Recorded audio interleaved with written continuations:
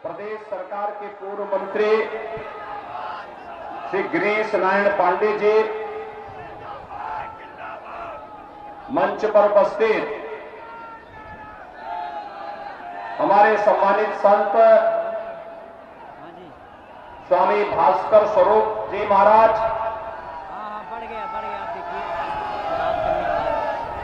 प्रमुख समाज सेवी ओम प्रकाश सर्राफ जी, ब्रजेश कुमार सिंह जी, केसी गुप्ता जी, नगर पंचायत डलमऊ के अध्यक्ष श्री ब्रजेश दत्त गौड़ जी, विधानसभा संयोजक श्री मनोज कुमार अवस्थी जी, ब्लॉक प्रमुख डलमऊ श्री शिवराम रावत जी, शिव प्रकाश पांडे जी, चंद्र प्रकाश पांडे जी और लोकप्रिय विधायक और भारतीय जनता पार्टी के प्रत्याशी श्री धीरेन्द्र बहादुर सिंह जी और उपस्थित भाइयों बहनों,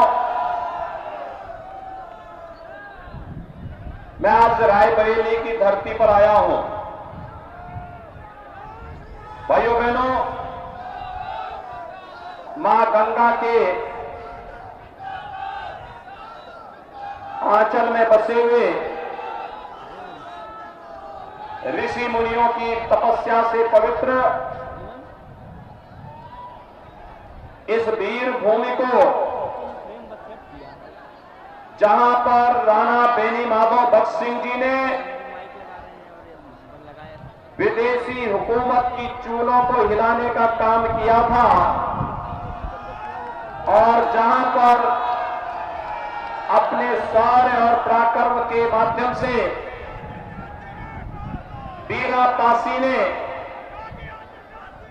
विदेशी हुकूमत को सबक सिखाने का काम किया था। इस धरती को कोटि कोटि नमन करते हुए आप सबका अभिनंदन करता हूं। भाइयों बहनों,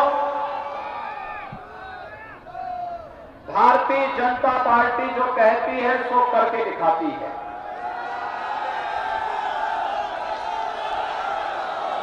हमने कहा था कि अयोध्या में भगवान राम के भव्य मंदिर के निर्माण का मार्ग प्रशस्त करेंगे। कहा था, हो गया ना। अयोध्या में भगवान राम का भव्य मंदिर के निर्माण का कार्य हो रहा है ना। कोई संदेह है क्या ये काम कांग्रेस कर पाती? क्या ये काम सिपाही के चाचा भतीजा कर पाते? और क्या ये काम दिल्ली के भाई बहन कर पाते? क्या ये काम बहन जी कर पाती? ये काम भारतीय जनता पार्टी ने कहा था सो करके दिखाया। भाइयों बहनों, 2017 के पहले प्रदेश में बड़े पैमाने पर दंगे होते थे। दंगे होते थे ना। समाजवादी पार्टी की सरकार के समय 700 से भी दंगे हुए। बहुजन समाजवादी पार्टी की सरकार के समय 364 दंगे हुए। सैकड़ों लोग मारे जाते थे। महीनों कर्फ्यू लगा रहता था। भारी पैमाने पे व्यापारिक प्रतिष्ठानों को नुकसान पहुंचता था और दंगा पीड़ित जब कभी शिकायत करने के लिए जाते थे तो उल्टा उन्हीं पर मुकदमे दर्ज कर दिए जाते थे। 2017 के बाद कोई दंगा हुआ? प्रदेश में कोई दंगा करने का दुस्साहस कर पाएगा? क्योंकि हर दंगाई को मालूम है कि दंगा करेंगे तो फिर उसके बाद आने वाली कई पीढ़ियां दंगों की प्रतिपूर्ति करते करते थक जाएगी, लेकिन नहीं हो पाएगा और चौराहे चौराहे में पोस्टर अलग से चिपक जाएंगे। भाइयों बहनों, 2017 के पहले दंगे होते थे, कर्फ्यू लगता था, बेटियां स्कूल नहीं जा पाती थी, महिलाएं बाजार नहीं जा पाती थी। जब 2017 में सरकार बनी थी, याद करिए, भारतीय जनता पार्टी की डबल इंजन की सरकार ने पहली घोषणा की थी अन्नदाता किसानों की कर्ज माफी का। प्रदेश के 86 लाख किसानों का 36,000 करोड़ रुपए का कर्ज माफ हुआ था। और अगर मैं रायबरेली की बात करूं तो रायबरेली के अंदर 81,700 से भी किसानों का कर्ज माफ हुआ था। और वर्तमान में रायबरेली जनपद में 3,60,000 किसानों को प्रधानमंत्री किसान सम्मान निधि का लाभ मिल रहा है। 3,60,000 किसानों को प्रधानमंत्री किसान सम्मान निधि का लाभ। और यही नहीं, भाइयों बहनों, जब सरकार आई थी तो भारतीय जनता पार्टी की सरकार ने 3 निर्णय लिए थे अन्नदाता किसानों की कर्ज माफी का, हर थाने में एंटी रोमियो स्क्वाड के गठन का, जिससे बेटियां सुरक्षित रह सकें, और तीसरा कदम उठाया था अवैध बूचड़खानों को बंद करने का। हमने तीनों कार्य अन्नदाता किसानों को और प्रदेश की बेटियों को सुरक्षा प्रदान करने की नीयत से उठाए थे। लेकिन याद करिए, जब समाजवादी पार्टी की सरकार आई थी, उसने पहला काम क्या किया था? उसने पहला कदम क्या उठाया था? पहला कदम उठाया था, भाइयों बहनों, समाजवादी पार्टी की पहली उसकी घोषणा थी, जिन आतंकवादियों ने अयोध्या में राम जन्मभूमि पर हमला किया था, जिन्होंने काशी के संकट मोचन मंदिर पर आतंकी हमला किया था, जिन लोगों ने अयोध्या, लखनऊ और वाराणसी की कचहरियों पर हमला किया था, जिन लोगों ने गोरखपुर, कानपुर और बिजनौर में सीरियल ब्लास्ट किए थे, जिन आतंकियों ने रामपुर के सीआरपीएफ कैंप पर आतंकी हमला किया था, इन सभी आतंकवादियों के मुकदमों को वापस लेने का कुत्सित प्रयास समाजवादी पार्टी की सरकार के समय हुआ था। भाइयों बहनों, 3 दिन पहले गुजरात की एक न्यायालय ने एक फैसला दिया है। 2008 में गुजरात में एक सीरियल ब्लास्ट हुआ था, 56 से अधिक लोग मारे गए थे, सैकड़ों करोड़ की संपत्ति को नुकसान हुआ था। उसमें 77 लोग पकड़े गए थे और 30 आतंकवादियों को फांसी की सजा हुई है, 11 को आजीवन कारावास की सजा हुई है। और आश्चर्यजनक है कि ये जो सजा हुई है, इसमें से 8 आतंकवादियों का संबंध उत्तर प्रदेश से है। और उत्तर प्रदेश से एक आतंकवादी का जो अब्बा जान है ना, वो समाजवादी पार्टी का प्रचारक है। समाजवादी पार्टी का आजमगढ़ में प्रचार कर रहा है।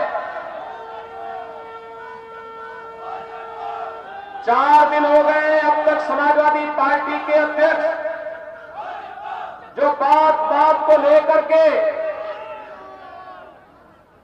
अपनी टिप्पणी व्यक्त करते थे, इस मुद्दे पर क्यों मौन है, ये पूछने की आवश्यकता है कि आखिर समाजवादी पार्टी के मुखिया मौन क्यों है? क्या वह राजनीति के लिए समाज की सुरक्षा और राष्ट्र की सुरक्षा के साथ खिलवाड़ करने का कोई दुस्साहसिक कृत्य तो नहीं कर रहे हैं? और उन्होंने यही किया। और इसलिए भाइयों बहनों, आज मैं आपके पास आया हूं आपसे पूछने के लिए, समाजवादी पार्टी से पूछिए कि आखिर उसके लिए देश की सुरक्षा महत्वपूर्ण है या वोट बैंक महत्वपूर्ण है। और भाइयों बहनों, इससे बड़ा साफ दूसरा हो ही नहीं सकता कि हम राष्ट्र की कीमत पर राजनीति करें। राष्ट्र की कीमत पर राजनीति नहीं हो सकती, लेकिन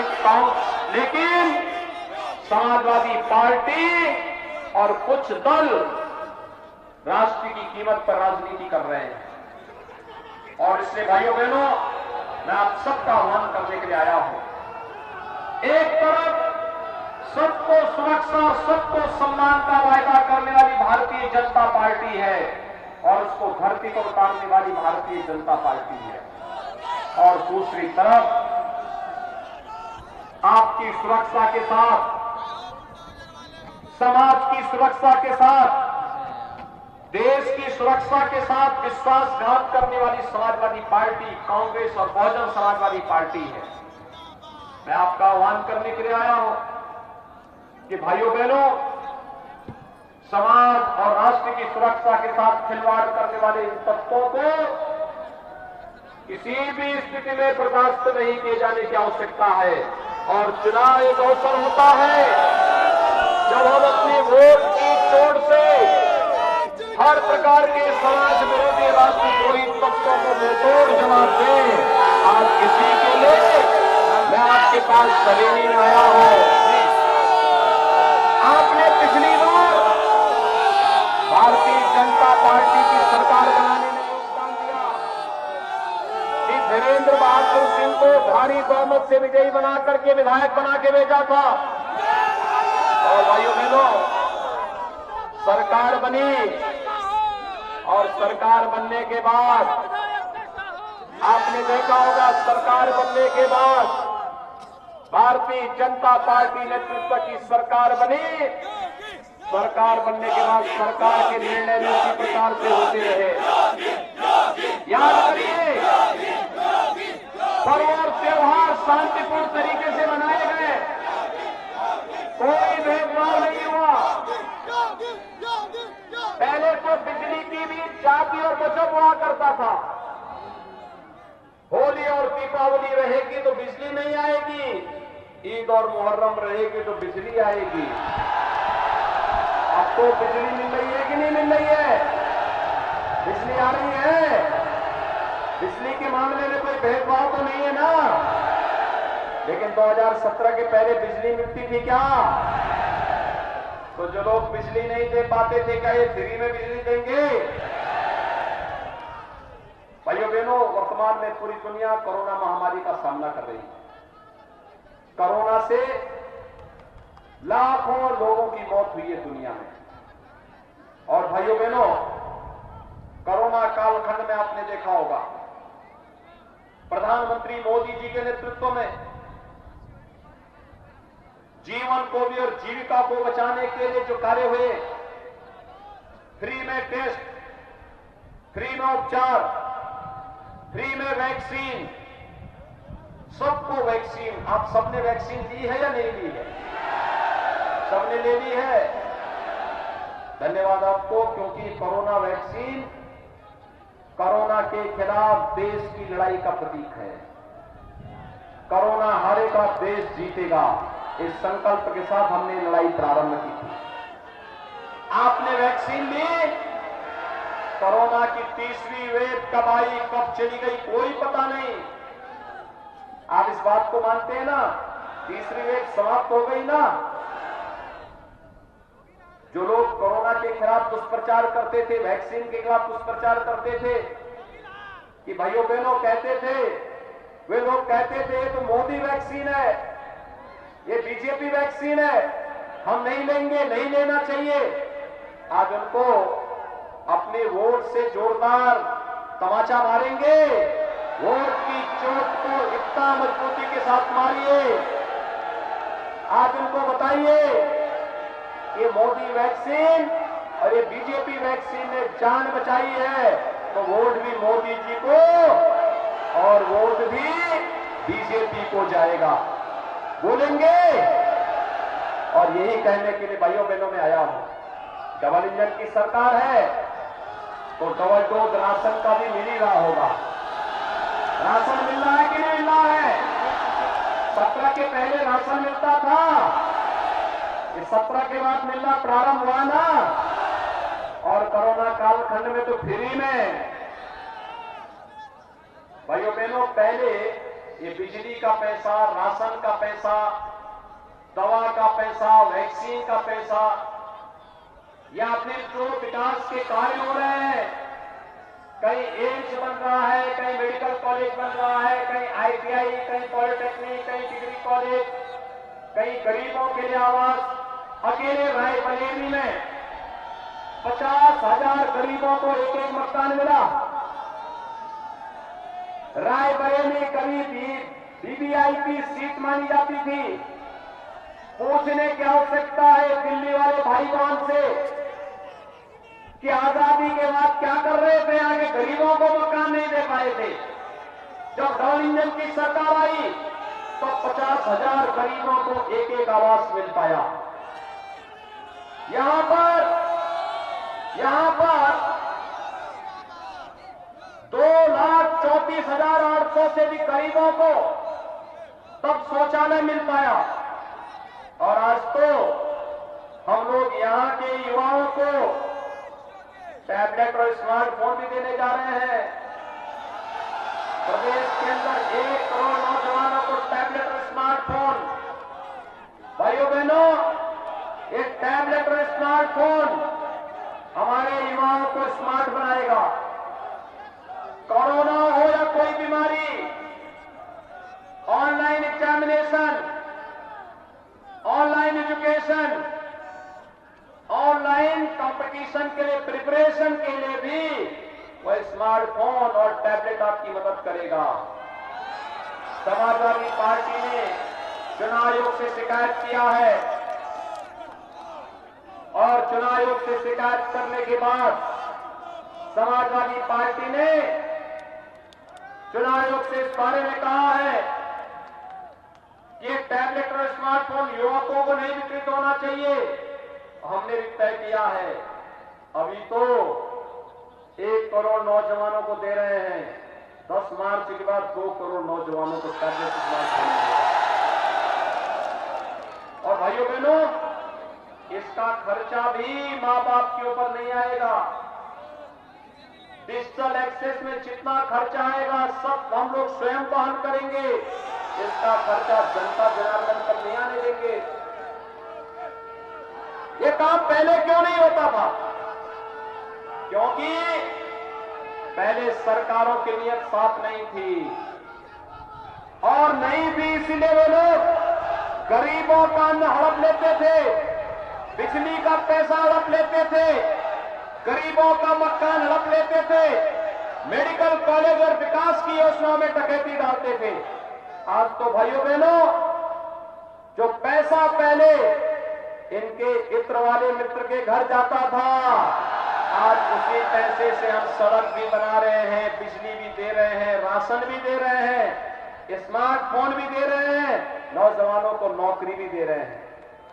और इसलिए भाइयों बहनों, सुरक्षा के लिए, सम्मान के लिए, प्रदेश के स्वावलंबन के लिए, उत्तर प्रदेश को देश का नंबर 1 का राज्य बनाने के लिए भारतीय जनता पार्टी आवश्यक है। और भारतीय जनता पार्टी के लिए रायबरेली जनपद की सभी 6 सीटों पर सरेनी से धीरेन्द्र बहादुर सिंह, ऊंचाहार से अमरपाल मौर्य, सलोन से अशोक कोरी, रायबरेली सदर से श्रीमती अदिति सिंह, हरचंदपुर से श्री राकेश प्रताप सिंह, बछरावा से श्री लक्ष्मीकांत रावत, जो अपना दल के प्रत्याशी हैं, इन सब का विजयी होना आवश्यक है। आप सभी सहमत हैं? सभी लोग सड़क के उस पार और इस पार सभी लोग सहमत हैं? भाइयों बहनों, चुनाव भारतीय जनता पार्टी का प्रत्याशी तब जीतेगा जब चुनाव के दिन पहले मतदान और फिर जलपान। क्या इस संकल्प के साथ जुड़ेंगे? सभी लोग तैयार हैं? मेरे साथ दोनों हाथ उठा करके बोलेंगे। जहां तक मेरी आवाज जा रही है, छतों के ऊपर जो लोग हैं, बाउंड्री वॉल के उस पार, सड़क के उस पार, जो भी जहां है, दोनों हाथ उठा करके मेरे साथ बोलेंगे, भारत माता की, भारत माता